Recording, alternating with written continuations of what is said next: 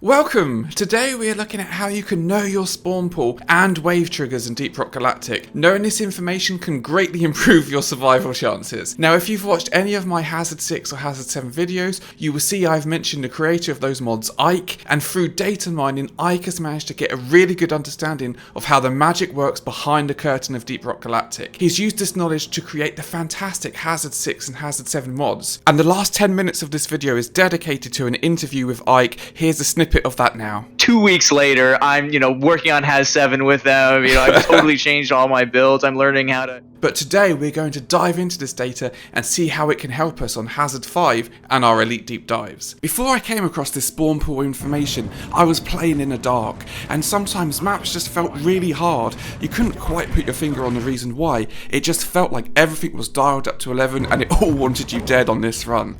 I mean, you might ask yourself, how did I go 4 maps in a row with no bulk detonators, but got 3 in this one map alone? Or even just 2 at the same time, you might ask yourself. This was exactly the same position I was in until I read this amazing Steam post and this reply from CCShad. In it, he covers a huge amount of details about how the spawn chances work in Deep Rock Galactic. Yes, it's all RNG, but you can play the percentages and start to understand the RNG more, and this can help you adapt your playstyle with this information. When I decided I wanted to do this video, I quickly got in contact with CCShad and we had a great chat about all of this data. I got a real sense of the passion and effort that had been put into acquiring and analysing all of this data. CCShad said I had to contact Ike, the creator of the Hazard 6 and 7 mods. He and a group of others were leading the way on this spawn pool front. From speaking to both of them, I increased my spawn pool knowledge beyond the original Steam post, and Ike has made all of this available and all of the links are going to be in the description. So let's look at how all of this can improve our gameplay. For the most obvious and tangible gain, let's start off big, and I'm talking really big, bulk detonator big. The most obvious way to use this information that I'm going to share with you today is that you can determine if a bulk detonator will ever spawn in your game. Those games where you get multiple detonators, well, there's a reason for that, and we're going to explore that shortly. So how does this all work? We first need to understand that not all creatures and hoxies are made equal. They come in different categories. We've got normal grunts and praetorians. We've then got stationary enemies, broodnexes, spitball infectors, leeches, even needosite breeders are included in this stationary enemies pool as well. We then have disruptive enemies, which is going to be our main focus today, and our special enemies, which we're also going to have a look at. Disruptive enemies, depending on the hazard level, have a chance to be in the pool or not. This is why it can feel like bulk detonators or menaces really want you dead on certain runs, but are never to be seen on others. Similar goes for the special enemies, but they work a little bit differently. What is in the pool can dramatically change the difficulty of your run. You might have played a game which felt like Bacteria Plague or Exploder Infestation, but it didn't have those hazard warnings. This is the spawn pool generation at work. It uses RNG to make your games feel unique and different each time, but the hard work Ike has done allows us to start understanding the RNG, and this can give us tangible benefits in-game. This information is based on the current understanding of the data acquired and that has been analysed. On Hazard 5 you can only have a maximum of 7 spawn slots spread across the disruptive enemies and special enemies. Ike actually thinks there might be an 8th slot, but he is not too sure whether that is dedicated to just basic enemies like grunts and praetorians, or if it's a special slot for something else. But for now, think about we just have 7 slots for this disruptive and special enemies. 3 of these 7 slots are reserved for the disruptive enemies, and there are currently only 6 disruptive enemies in the game. This makes it really easy to determine which disruptive enemies are going to be in your run. You can track the different disruptive enemies as they spawn in your game. If you see a menace, a grabber, an adult shellback, you know that those are the 3 slots which are reserved. You will never be able to see a bulk detonator, a goo bomber, or a warden in that run. This doesn't go across Elite Deep Dives, each map is separate, so the first map you might have this situation, but the second map, maybe bulk detonators, goo bombers and wardens are in the pool. It's going to be different for each map you do across an Elite Deep Dive. When it comes to the disruptive enemies, my thought process normally starts with, is there a bulk detonator in the pool or not? Are there menaces that I need to be ready to take down quickly, especially on a dozer mission? Are there grabbers? Do I need to be more acutely aware and ready for this? Should I not run off by myself? Breaking this down further into classes and loadouts, do I need to save cryo grenades for wardens or super freezing bolts to stop them exploding on a tight or twisted map, or if we're defending a point such as refueling a dropship? Should I not bunker if detonators, adult shellbacks and wardens are in the pool? Being aware of these things can make little changes to how you play your game and use your resources, but they can make a huge impact on failing a mission or not. This leaves us 4 slots for our special enemies. Now this section on the specials does not have as much concrete data as the disruptive section, but based on CCShad recording all of the special enemies over around a 125 game period, the experiments Ike has done when trying to design the Hazard 6 and 7 mods, and my own gameplay, I think we have a pretty robust theory of how this all works. So we have our 4 slots, and this makes sense for them all to be filled, and this gives us our spawn pool for this map. But CCShad's data and my own observation show that some games you will only see 1 or 2 of these enemies, more than just the fact that one of them is missing off of this list. Sometimes one enemy seems to be overwhelming. One theory from CCShad is that unlike the disruptive enemies, it won't go through and fill all of the remaining slots. Instead, it will randomly select a number up to 4 to enter the game. This means it could select a random number of just 1, that could be Bacteria or Exploders, and this is why some maps might feel like Exploder Infestation or Bacteria Plague, even if they don't have that warning. Ike has a different theory, and it's more to do with this part of our table, enemy diversity. When a wave is formed, this represents how many different types of enemies will spawn in that wave. Ike could not give me a concrete answer if grunts and praetorians count on this list or not, but if they do, it would make it very rare in a run to see lots of specials spawn at the same time. If the grunts and praetorians count on this enemy diversity, then this might be why we often only see a small percentage of the specials in our game. My theory is a middle ground between both of these. I wonder if the special slots simply have a priority, and thus when enemy diversity is rolled, it will always put the highest priority in and so on, making it more rare to see those other slots and potentially never seeing those other slots in a game. Whatever the case, sometimes you can instantly tell on a map what special enemies are in the pool and if they are strong in the pool or not. Changing your playstyle based on the special enemies is a bit tougher to manage, but there are some obvious things to take on board. If webbers or acid spitters seem to be really heavy in the pool, then ceilings and big caves become much deadlier. You will need to be looking up more often. Make sure you have those flares on ceilings so that you can kill spitters as they're moving into position, not after they fire and dealing damage to your team or taking something down. Similar goes for Bacteria. It might not say Bacteria Plague, but if you never see a swarmer, acid spitter, webber or exploder, you can bet there will be lots of Bacteria. Keep your cryo grenades ready. As I say, this one is a bit tougher to predict. I mainly think about it with spitters and Bacteria in mind, and to a lesser extent exploders also. If you are on a point extraction or refinery map, you will sometimes have a good indication instantly what the pool is looking like. Jumping out of the dropship and seeing lots of Bacteria, webbers or exploders all over the ceiling, for example, is a pretty good indication what you're installed for this game. Different hazard warnings can obviously make it difficult to know your pool. They can tilt it one way or the other.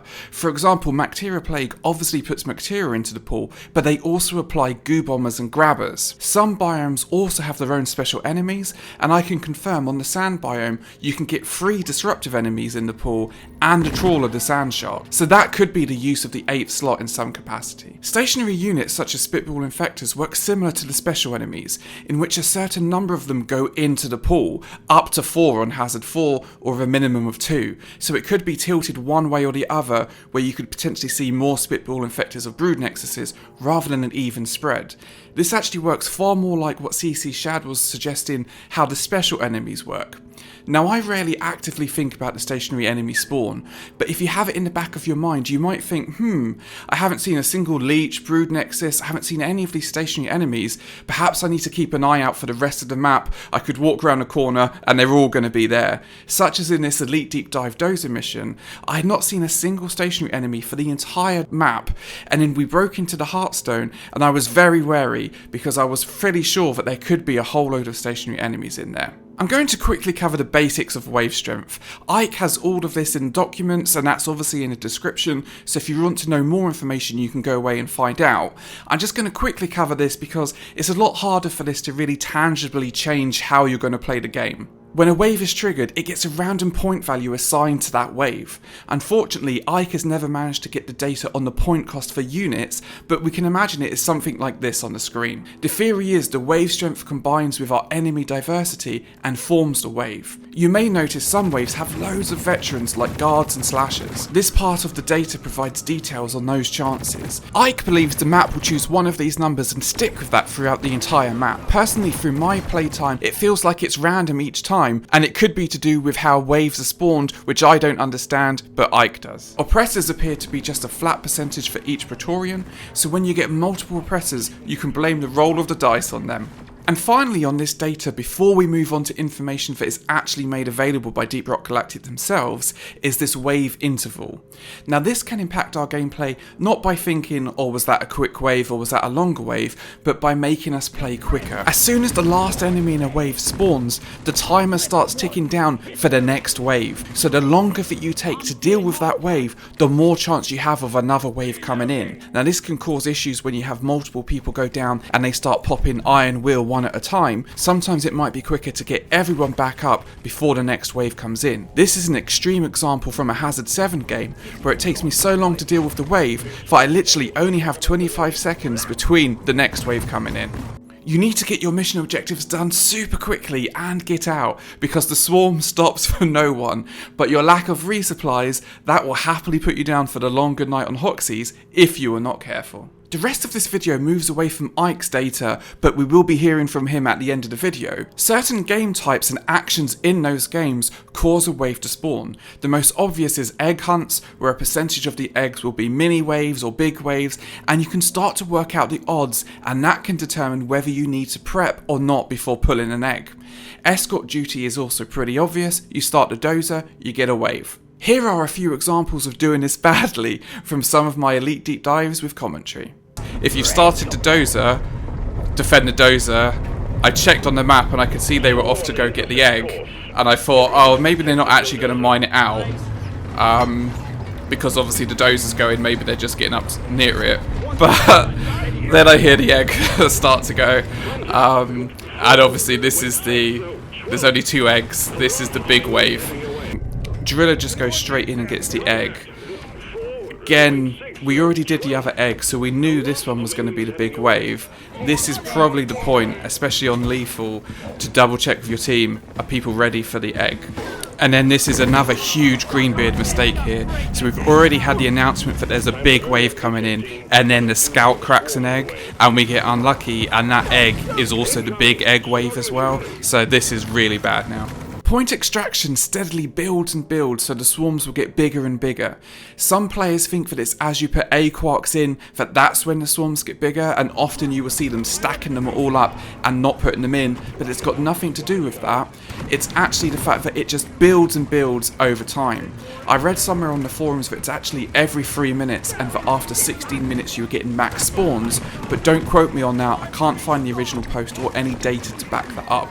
Ike has also informed me that every 30 seconds grunts spawn on a point extraction map, so try and finish point extraction maps as quickly as you can. When it comes to salvage operations, the legs and the actual mule itself can spawn a wave. I literally only learnt this recently because somebody commented in one of my elite deep dives of commentary about why I was getting confused that I had so many bacteria spawn.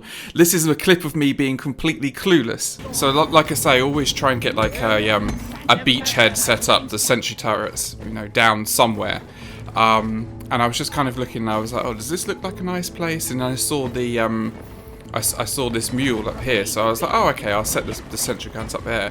And then just the bacteria plague on this map was just... After reading the comment on YouTube and then finding this information, literally the next game that I played, when I saw the mule, I kept my distance, I set up my turrets, and then I moved in closer and spawned the wave. These unique triggers, if you know them, can help avoid issues, and if not, they can cause havoc. There are also unique swarm types. This information is also available on the wiki, and I've included it here because it's in the theme of the video rather than really helping us tangibly. In a nutshell, there is basically a 6% chance for each time a wave is rolled, instead of it being a normal wave, it becomes one of these unique waves. There are also unique creature spawns, and these are the percentages for these to actually spawn into your map. Something else to keep in mind is that I've also done a map with 3 disruptive enemies, none of them being bulk detonators, but got a Crassus, so obviously the Crassus does not use up one of the disruptive pool slots. Bringing all of this data together into this video, I think really highlights how good a job the developers have done in creating this variety in Deep Rock Galactic, making each map feel unique in its own way, and I think credit needs to be given to them on how good a job they've done. If you stick around for our next and final part, you will hear an interview where I actually speak with Ike, getting his thoughts on all of this data, why he got the data, how he uses it. Before going over to the Ike interview, I really want to thank CCShad. He gave me so much information and introduced me to Ike. If you want to hear more about him, look in the description. I asked him a few questions and he gave me some responses. Let's start the interview now. Welcome everyone if you're still here and listening, and I've got Ike with us. Ike is the creator of the Hazard 6 and 7 mods, and also the person who has brought so much of this data here today. Ike, it's amazing to have you here. Yeah, thanks for having me on. I'm real flattered that you like the mod. It's always exciting to see people enjoy the work that you put out, and I hope people continue to enjoy Hazard 6 and 7 and the other mods that I made. Hazard 6 and especially Hazard 7, it's really given me another lease of life going into Deep Rock Galactic. You know, sometimes you can do the elite deep dives and you just think, that was a bit of a throwaway one. But the Hazard 7 one, I've never had, especially trying to do that solo refinery, I've never had that drive of, I have to just keep on playing until I finish this map. So I think, you know, you've really given that extra level. Oh, that's great. That's exactly what I want to hear. And I'm so happy to hear, Hazard 7. A lot of people tend to lean, into, I'd rather do Hazard 6, but double enemies, because Hazard 7 is just, it's so like nice edge. Enemies are so fast, do more damage. So it's really great to hear that. That's exactly what, I was hoping for. I think the game in general got power creeped a little bit with the OCs. Like Hazard 5 was pretty challenging on release, but now if you have, the optimal loadout, it's just very easy. And I think the devs haven't really expressed an interest in adding another hazard, so I had to take care of it myself. And I know that a lot of us had stopped playing the game but then come back now that Hazard 6 and 7 exist, because it just keeps things fresh and exciting and really pushes you to get really clever with your builds, whereas you can just take whatever you want in Hazard 5. Yeah, for sure. I completely agree. And I guess this probably leads us into the whole reason that you started to try and sort of analyze and get this data in the first place, I guess. Yeah, so I got interested, it's over a year now. I was watching a Lone XG video on his builds for, NG Shotgun, and I just kind of made a comment as a joke, like, it's a shame that this is all completely pointless because everything's viable on Haz 5. Well, can I interest you in a mod we're working on? And 2 weeks later, I'm, working on Haz 7 with them. I've totally changed all my builds. I'm learning how to, unparse it and unpack the files. And as far as getting all the data, that was just a necessary step, because I think the initial ones were just tweaking just a couple of the knobs. And I really wanted Haz 6 to feel like a definitive addition, the natural progression from 4 to 5 to 5 to 6. So that required going into the files, figuring out all the things that they changed in the base game, and seeing if I could tweak those in a similar way. But obviously, there are some soft caps, so you can't move everything in an exactly parallel way, and they don't in their hazards. And I had to do a lot of testing to see what felt right. And I think I've come to a place that I'm happy with it. It feels like a good experience. It is challenging but fair. You managed to get this data mining. Can you just quickly explain what this data mining is, or the group that got involved doing it? Because to me, to a layman here, the data mining sounds quite dodgy when you say data mining. So can you just, in a nutshell, explain how it works? Yeah, for sure. Data mining is just a general coding term to mean going into the files and looking for specific values that are important, that are not explicitly explained in the game. Like, what is the actual run speed of the enemies? What is the actual enemy count numbers? And what they do.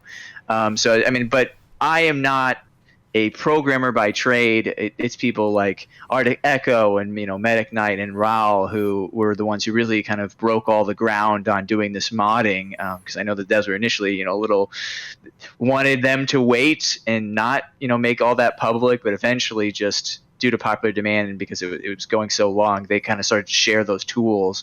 And I definitely have a technical background, but I'm not I don't know how to do those blueprint mods. So a lot of the mods that I do are going into the files, like using a parser to parse them open, and then looking through all of those parsed files to look for names of variables and the number next to them, and figuring out what exactly those numbers do when I change them, and then trying to change them in ways that make the game either harder, like Hazard 6, or for instance, another one of my popular mods is the obedient Molly, where she waits and gives you space and doesn't automatically walk to you. I think you really could have used it on that one tunnel one. Yeah, for sure. Yeah, a lot of people have commented saying, yeah, if you get the obedient Molly mod, she isn't just gonna push you out of a tunnel and get you killed. So yeah, I can see that being handy for sure. So you've obviously put so much effort into sort of analysing all of this data and bringing all of this data together. Why is it of so much interest to you? Was it literally just for the creating of the hazard mods, or was there something more to it also? Well, I mean, I love this game, and it really needed a new difficulty mod because, like I said, I think the OCs have power creeped it out, and I was at home during the pandemic like everyone else. I was offered the opportunity to design a difficulty, which is just, to me, level design and mechanics is my favorite part about games, and if I was a game designer, that's what I would be doing. So just a very fun opportunity. I had to take it, and decided to spend some time learning how to do what was necessary to make that mod, Hazard 6 in particular, which to me was just by far the most important thing to have. And once I was there, I made some friends along the way and got involved in some of the mod server drama, because in lieu of real life drama that we weren't really allowed to have at the time. And I made a few other mods. Again, I'm mostly turning knobs for the most part. So I made some alternate grenades, and like I said, some quality of life stuff. I was going to look into editing the enemies a little bit more. But yeah, mostly the vast majority of my time was focused on nailing down the hazard file, everything that's in there, because that really was of most interest to me and the mod I really care the most about. And just as far as making it public, like since I wanted it to be usable by everyone and everyone to understand, I tried to make it as public as possible, because if you want your work to stand up and be used, you got to be transparent about it. But certainly I did nowhere near the amount of work that some of those other people like Arctic Echo and Rawl, and Medic Knight did.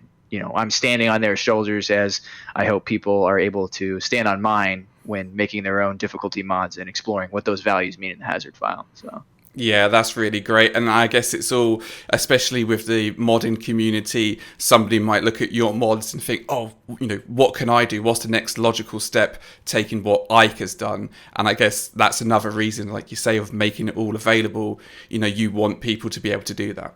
Yeah, totally. And for sure, I'd say it would be great if you want to data mine. I would love to go in and see all the point values for all the enemies, as different enemies that are bigger, they take up more of the spawn points. But I don't know exactly what those ratios are. Yeah, for sure. Is there any sort of final thoughts, anything you'd like to share before we finish up this interview? Just to encourage people to try out the higher difficulties. I know a lot of people watching probably have trouble with Has 4 and Has 5, and I was there too. Part of it is equipment. You definitely get a lot of power from the perks and the OCs, but a lot of it, you can just get stuck. Like, I thought I knew how to play when I only had Has 5, and I got in Has 6, and I'm like, oh, my build's completely wrong, and I got way better at the game. I had a friend who was playing Vermintide on Champ for hundreds and hundreds of hours, and like, you're can easily join legend lobbies with us. Like, why did you never jump? He's like, oh, I don't know. I like to be able to carry randos, and I could see him get better. Like, the only way to get better is to, jump into the pool of cold water. So I'd really encourage people to try some of the higher difficulties, even if they're a little scared, because you'll get better pretty quickly. Yeah, and I think I can testify to that. I mean, I felt I was pretty much at the pinnacle of Hazard 5 anyway, but then going into the Hazard 7 maps, oh yeah, you have to up your kiting every decision, especially when I go back and sort of re-edit the video. I think, oh, why am I dashing there? Why did I throw a grenade there? And it really makes you think every action, you really have to, do the right thing at the right time. Otherwise, Hazard 6 or Hazard 7 is going to punish you for it.